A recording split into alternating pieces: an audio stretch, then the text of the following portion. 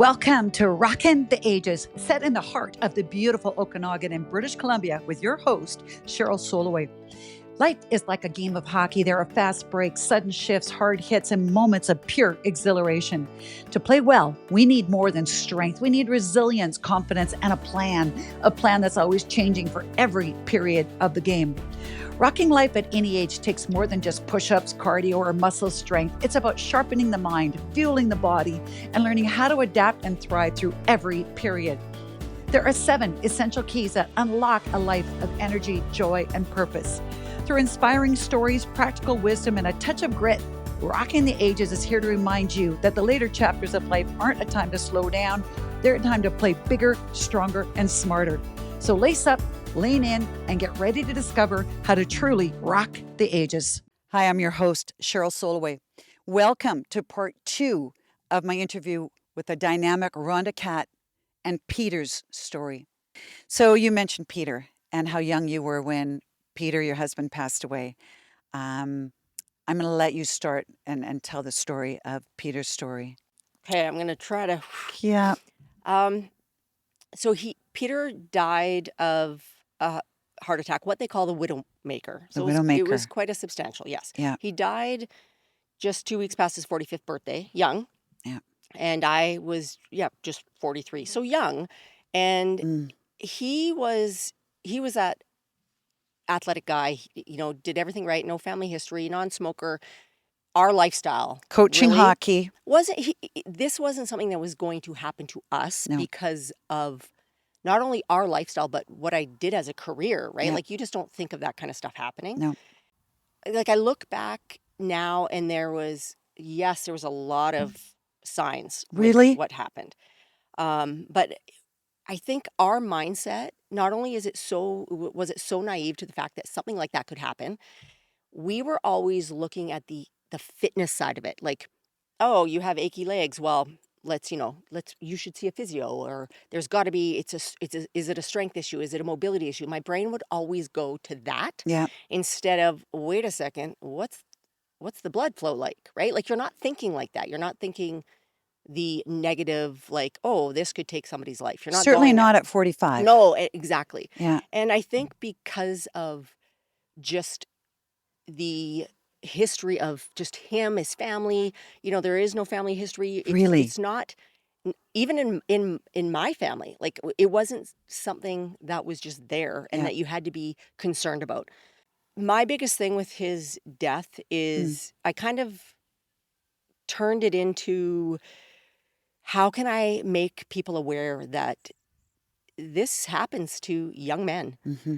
This happens to healthy people. Mm-hmm. Dying of a heart attack is not something that just happens when you get older, or if you're overweight, or if you're a smoker. It was mind-blowing to me after his death how many people reached out and either were dealing with symptoms, had experienced a heart attack, fortunately survived it, and they were in their 30s to 50, up to 50. Really, Rhonda? That Really? 20-year age group, I was like blown away. So describe, in hindsight, what some of the symptoms were.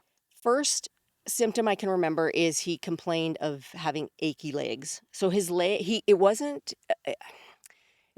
what he said to me is, I can't, it's such a deep ache. It's not something I can stretch out. And for months, weeks? Oh, this was probably a couple years before he died. Wow. It actually was. Wow. Yes. And wow. At first it was not, like I said, it was not ever related to something serious. Mm-hmm. It was always fitness-wise. It was strength-wise. It was Right. mobility-wise. We Yeah. always looked there first. Yeah. But it would be so sporadic, right? Like, he would complain about it, and then months would go by, he wouldn't say anything. And then you just forget about it. And then it would come back again. And then the summer before he died in 2015. The summer before he died, his fatigue was so, he would come home from work. He only worked, well, not only, but he worked 12-hour shifts, but he worked 3 days a week. So Friday, Saturday, Sunday, he'd work 12 hours. Wow. Which seems stressful too, Absolutely. right? So you could be relating fatigue Well, and that's what we did. to long work That's days. what we blamed it on. Right. So he would come home from work and he would be on the couch and not being able to keep his eyes open. He would Hmm. be asleep. Hmm. So I would have to wake him up. Okay, hey, it's time for dinner. Yeah. Or I'd wake him up. Hey, I'm going to bed. Yeah. And he's out. And so that happened during his work days. So again, it's just work. Yeah. It's long hours of Yeah. And when it started happening on his non-work days, like I remember him telling me, man, today I napped in the afternoon. I couldn't even keep my eyes open. Like that was not normal for him. Hmm. So the extreme fatigue, and I mean extreme, like this is not normal fatigue. And I think a lot of people recognize that. Like sure, we get tired sometimes and Yeah. tired through the day, but this is a fatigue where you're like, this is not myself. Okay. And there was some episodes, and I hate to say this because I look back and I go, oh my God, how dumb are we? Like we had mountain biked and we came home and he complained, oh man, my chest is sore. But as an athlete or somebody who played like competitive sports, Mm-hmm. you remember, like I remember basketball practices and you would be running lines and you'd get your ass kicked and you'd be like, I can taste the blood in my throat. Yeah. I know people know what I'm talking about. Yes. You ran, it Yeah. was so hard. Yeah. And that's what we thought. That Right. mountain bike ride, oh my, Right. it was so challenging. It was so hard. It kicked our butt. There was that. There was another time we were running literally a kilometer into the run. He's like, I can't do this. I'm going home. Oof. And in my brain, I'm going, well, it's only been 1 kilometer. Okay, See yeah. you later. Yeah. So I'm running and Yeah. coming back, just thinking, all these things. He's going back to school. He's getting his red seal and millwright. He hasn't You're been also, consistent. middle age, that mid time, you're so busy. You've got your Yes. 2 boys. Yep. You've got bills to pay. You've got careers going. You've got a busy family life. Yep. It's a very crazy busy time. So We no wonder had excuses for everything. everything. I bet Other you than, yeah. wait a second, something's wrong. You need Hey. to see a doctor. Yeah. Like, the one time I said, okay, enough's enough. You need to see your doctor. What am I going to tell my doctor? I have achy legs. Like his mentality was like, what do this is stupid. No, I'm fine. I'm fine. And again, it's just naive. You've got that invincibility of, oh, hey, I'm young, we're healthy, we're doing all the right things. We're going to be okay. Yeah. And nope. Rhonda, I know that this is very difficult for you to talk about, but what you have done, taking the positive, you created a campaign, you've created Peter's story. In fact, the title of this program, we're going to call it Peter's Story in honor of Peter. Talk a little bit about that and where people can find information. Sorry, that just got me. Okay, no I appreciate problem. that. Okay, I had created, it's an awareness campaign. I didn't want to have to raise money. I didn't want to feel an obligation Okay. to that because I did not want to ever fail that. So that's why I just wanted it to be an awareness campaign, just to share the signs and symptoms of Okay. a heart attack. Or I think because we were so naive in Yeah. that, Yeah. that You don't want anybody else to be that Yes. naive again. Yes, if we can share what he went through, and then with that awareness campaign, I started to have people message me and share what they went through. So Oh, I was able to share their story Yeah. and their symptoms to others, and that's what was helping people. People were reading that and going, "Oh my gosh, if I wouldn't have read that, Yeah. I wouldn't have listened to my body. I wouldn't have gone to emergency." And there's a lot of people that probably would not have survived. So can you highlight some of those keys for us? Can you shortlist us right now if we had to give? Be aware. What are some of those symptoms? I think first off is fatigue. Fatigue. Fatigue, 100%. Because again, in Peter's situation, these were symptoms that happened beforehand. Yes. There was these red flags, right? His body was telling him something's wrong. Yeah. There was time for him, and even down to the point where when he died, he woke me up at about 1 a.m. and said, "Hey, do you have any Rolaids?" And So he had heartburn. Yes, and but Bad he never heartburn. had heartburn up to that. Oh, is that right? This was right before he died. He had played hockey, Okay. and what I found out after the fact is he was complaining on the bench, like, "Oh, I have heartburn Really? from the exertion of playing." Yeah. In the dressing room, game's over, complaining of heartburn, and then he ended up just leaving. Didn't hang around. Because that was what he was complaining about. I didn't know any of this. He came home. He made a bed in the living room because he didn't want to disturb me. And he stayed there for a couple hours, finally came into bed, and when he woke me up at 1, do we have Rolaids? I'm half asleep. I have Right. to get up at 4 in the morning. In my brain, I'm thinking, "What time is it? How much where are we?" No, I Yeah. don't have Rolaids. Right. Not thinking anything. Of course. Not Of thinking course. anything. I'm like, "Oh, what, do you have a beer after hockey?" And now it's Mm-hmm. just sitting funny, like, Yeah. and then it was 2 hours later. So that window, 2 hours, I could have been up. Something's wrong. You just exerted yourself. You just played hockey. You have heartburn. What is going on? We're going to the hospital. I believe he would be alive today. Do you, Rhonda? 100%. No. 100% he would be alive today Okay. if that 2-hour span. Okay. But that's not what happened. And then he died. Now, you also brought up, but having AED equipment, and I shared a story that my husband and I are pickleball addicts. Like we play too much pickleball, probably. We don't think so. But we were playing, and a friend beside us had an episode. He went down, and he had no pulse, no breath. He was down for a total of 6 minutes. But within about 2 to 2.5 minutes, again, a friend of ours, an acquaintance of ours, knew exactly where to go get the AED equipment.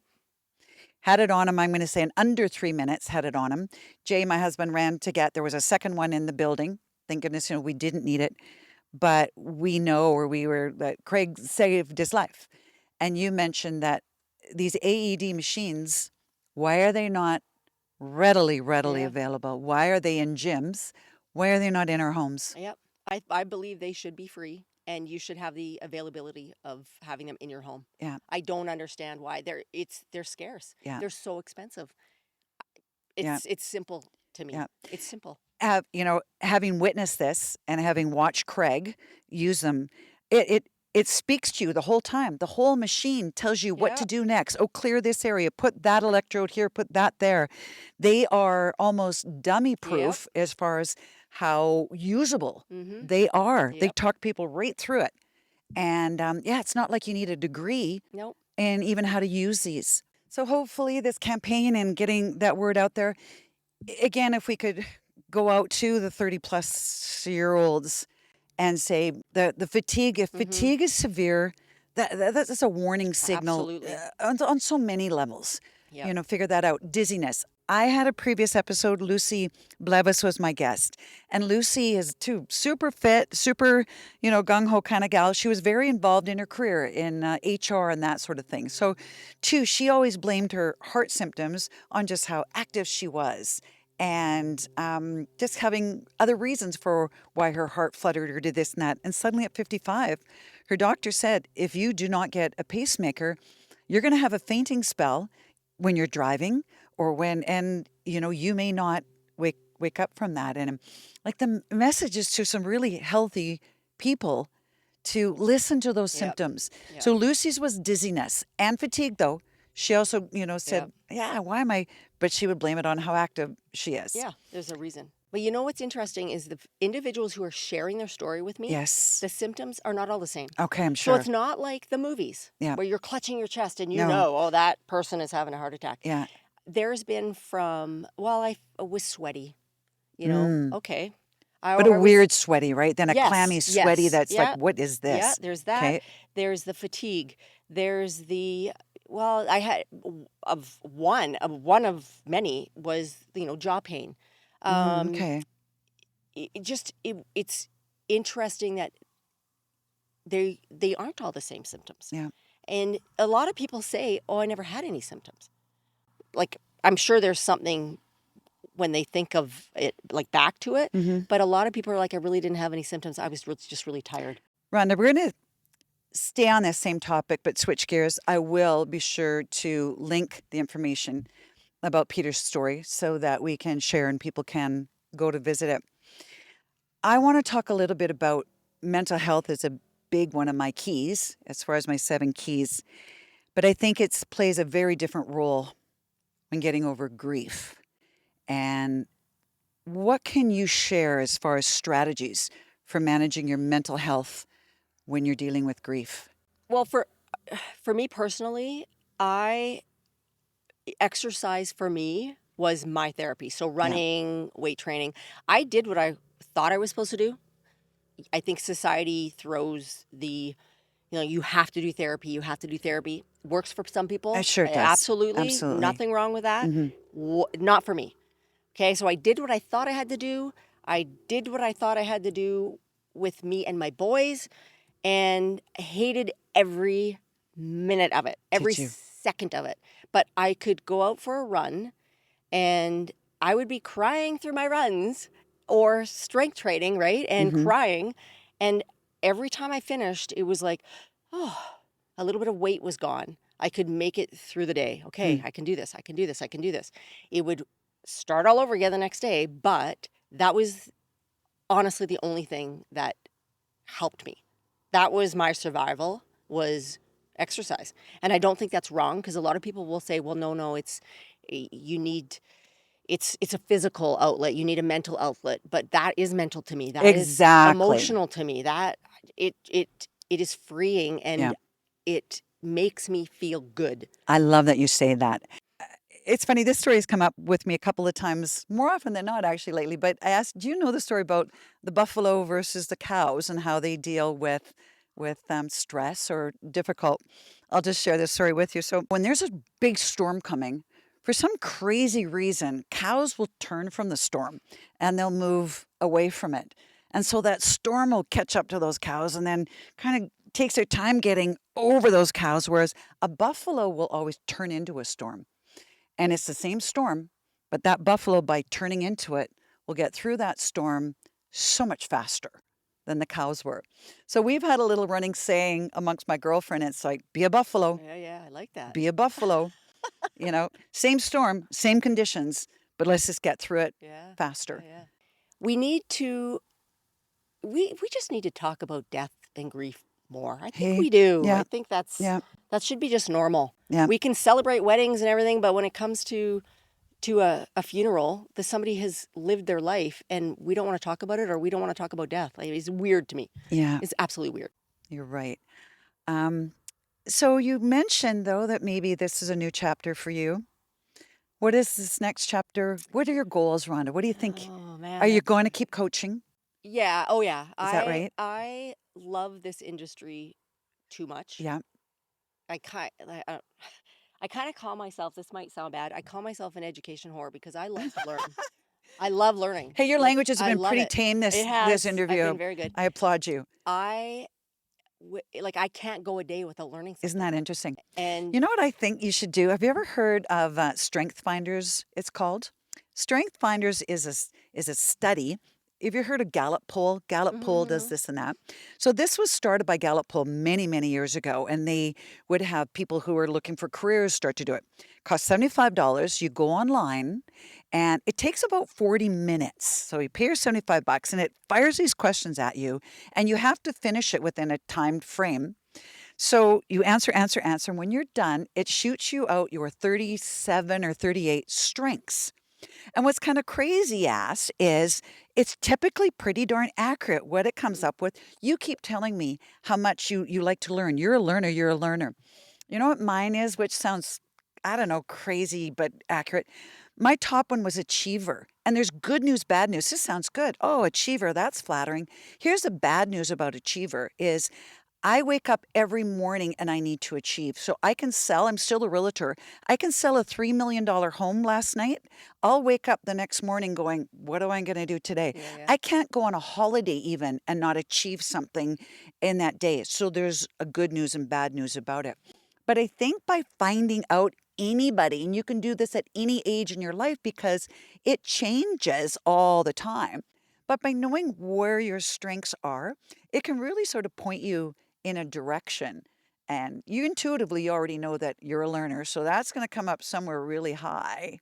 But it might be interesting to see. Yeah. You know what's funny is I didn't I was 15 years of physio, but I didn't love being a physio.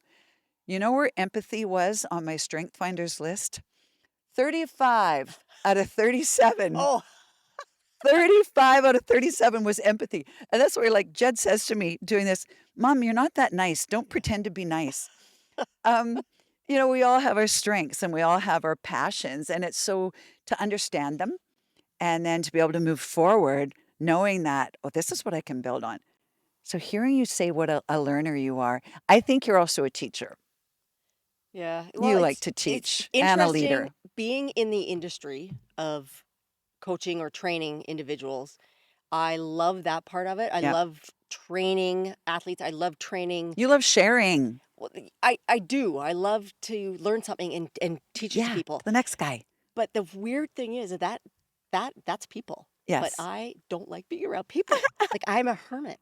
Yeah. Especially after my husband died, I don't go out. I don't do anything. Okay. I go to work and I go home. Yeah. So it's funny. I'm I like, don't think that that's uncommon amongst those of us in this industry as well. Like, when I go to these big conferences and we're all supposed to get together, we're all in our rooms. yes, I yeah, think there's something to that. I yeah, think we're protective of the gas in our gas tank. I yeah. think we're more introverted than anybody would guess or Mm-hmm. know. Mm-hmm. Again, in one of my first interviews with Donna O'Connor, I mentioned how I never say, I say I'm going to come to their little tea parties and stuff, and then I never go. Yeah, I always have an excuse where I don't want to go. yeah. I don't like going. I want you to stay home. I want to stay home. Yeah. Thank you. Yep. Again, you're like my sister in that way. I know you get that. Mm. And it's like, I trying to explain that. And yet we have all this energy to give people in a way. Yeah. Put me in that situation where we can coach, where we can train. And that's our jam. That's where Yes, we yes, can, we're yeah. at our best. And like, yeah, I'm still teaching, aerobic fitness classes. I can walk into that room of those 15 ladies and be right in my element, have a blast. I had listened to a recent podcast and I wish I could remember the name of the speaker. It wasn't Rich Roll. I do like listening to Rich Roll as another one. But the guy was confessing same thing. He goes, put me on stage with 1,000 people in front of me and no problemo. Put me in a room with 8 people Yes. Oh, it's and horrible. yeah, So it just yeah. is. I have I'm letting that go. I have a social battery for work, Yes, but then that's it. that's great. I It's get it. I get I'm it. home, and you're not. I'm so stubborn. You're not going to make me feel bad. I'm not going anywhere. That I Like believe. it's not working. That You be so. I don't give a. I'm staying home. I get it. I get it.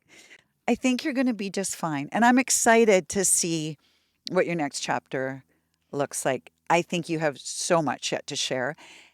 I gotta love every time we take a little break, Ron ends up sharing something else that I'm like, wait a minute, that's something I really want to talk about. So, Rhonda, you just mentioned you had cataracts removed from your eyes Yeah, at yeah. what age? Well, I started getting them at 40. So, what were your symptoms? Oh, blindness? No, everything got blurrier and cloudier. Like Cloudier. if before I wouldn't know who you were, like seeing your face, Yeah. and And were what you wearing glasses? Well, I had contacts, but then I couldn't wear my contacts anymore. Huh. So then what I would do is, well, this is bad. I'd have to wear my glasses for driving. Yeah. I have to try to be safe. And Good it for helped you. somewhat. But then what was happening is, I'm trying to watch my kids' hockey games Yeah. and I really couldn't, can't really see the puck. And then I couldn't drive at night. But I have to work at night. Yeah. So I would drive with my glasses, but it was still so challenging. And Because, there I mean, cataracts is a completely different problem, right? Oh, yeah. Not solvable by lenses. No, not at all. No. But Cool. it came to the point where I was driving home one night and turning a corner and I was on the wrong hand side. I was on the other lane. That's not good. That's when I realized, what am I doing? I can't do this anymore. Oh And my so yeah, I goodness. got my lenses replaced and it was like, what? Because it was so slow, like a progression. You Right. don't really notice your eyes are changing. No. And then when I got my lenses replaced, everything is so clear and vibrant and I can see. I can see everything. You can see. Like I'm so dying. Like maybe 2 years ago now, year and a half ago, I heard of this wonderful doctor in Richmond or in Vancouver. and to go see him because yeah, it's cloudy. Like I Oh, keep yeah. thinking I need to, and I should clean my glasses more often. That's legitimately a bit of a problem. But there's just a cloudiness that no lenses in my glasses seem Yep. to fix. So I am dying to get a doctor to come on my program and really explain to me what it is that goes on. Especially as we age, like here you are, that was young, I would think, to have cataract issues. Yeah. Because as we hit over 60, it becomes common. In fact, it's free as far as at some point if you get old enough. But yeah, Rhonda, it drives me crazy that my glasses never make my eyes ever feel good Yeah. enough. And my doctor said, who got him done, he's laughing. You know, like, ah, these are going to be good. You'll be dead before you have any other issues. Well, done, sold. Yeah. Seriously. Wow. So it's been awesome. I don't regret it one bit. And Oh, it took me a while to get my, did you do one eye at a yeah, time? they do one eye, and then I believe I went back the following week and got the other eye. Okay. First eye was clear sailing, no problems Yep. whatsoever. Second eye was painful. That day was like, you're continually putting Oh, is stuff in that it to right? freeze it, Okay. but then done. Oh yeah, it was easy peasy. Yeah. Living at Predator Ridge here, we're living amongst, I mean, we're not on the young side at 63 and 65, me and my husband, but there's quite a few people around here that are doing the cataract chat and talk about, but oh, I'm all ears or all eyes. Yeah. I'm not sure how to I quite do not describe it. regret it You don't regret it. one bit. I think I waited too long because I just had this fear because they were my eyeballs. See, and the funny thing is the one warning I got from the guy that I went to is he said, "You will love it," but he goes, "You'll find driving at night, you can get an aura." Uh, Maybe because I had a different kind. Maybe whatever I needed, that would have been a side effect of whatever lenses I needed. I don't know enough about it. yeah, That's why I don't really, I can't honestly say I've had any bad nothing. symptoms at all. Fantastic. This is Doctor in Kelowna. Yes. We have to talk. Yes, We have to he could. talk. I need Yeah. this intel. Boy, every time I do an episode, I get some pretty good intel. My friend Donna helped me with some hearing aids, got that intel. In fact, I went to Costco a couple weeks after Donna talked to me about it, and I got it's free. You can get your ears tested at Costco for free. You just belly up and they take you in, and then they tell you that you're well below average in that one ear. But yeah, these podcasts are benefiting me in a big, Yeah, big yeah, way. yeah. Rhonda, I can't thank you enough. I mean, it's been an absolute pleasure. I could talk to you all day long. We could talk Yes, all this day is an long. honor. I appreciate you Oh, asking me. Thank you very much. you really, really do speak my language. I love how open, I love how honest, I love how you see the flaws in the fitness industry. I love how you call a spade a spade. You've never been, one to get, um, you know, eyes shiny from the packaging. You've always been that person that saw the reality and I appreciate that. yeah, you're good. So thank you, my dear. I hope we do this again soon. Yes, Thank you. I'm all for that. Thank you. That was such a powerful conversation with Rhonda Catt. Her decades of experience in the fitness world, but it's her honesty about the challenges of the industry and her deep commitment to empowering women to stay strong and independent as they age that really shines through. Her story reminds us that fitness is so much more than the physical, that it's about resilience, healing, and finding strength to keep moving forward, even through life's hardest lessons. If you'd like to learn more about Rhonda and Peter's story, I'll share links in the show's notes so that you can explore her work and her mission to raise awareness about heart health. A big thank you to Rhonda for sharing her journey, her wisdom, and her vulnerability with us today. And thank you for tuning in to Rocking the Ages. If this episode inspired you, be sure to subscribe, leave a review, and share it with someone who might need the reminder that strength, both physical and mental, is for everyone at every stage of life. Until next time, keep rocking the ages. I'm Cheryl Soleway.